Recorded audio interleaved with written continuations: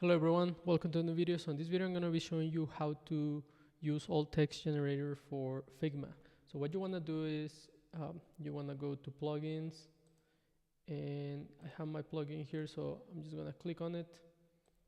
Right now it hasn't been published, that's why it looks like this. You want to enter your API key here.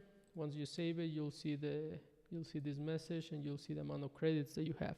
Next thing that you want to do is you want to add like any image. So I'll add this image, and then I'll just click on generate alt text.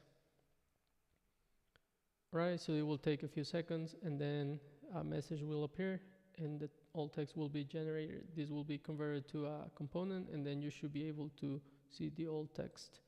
So you see it's been converted to a component, and if you go here, the alt text has been added as a description here. And yep, that's it. Thank you.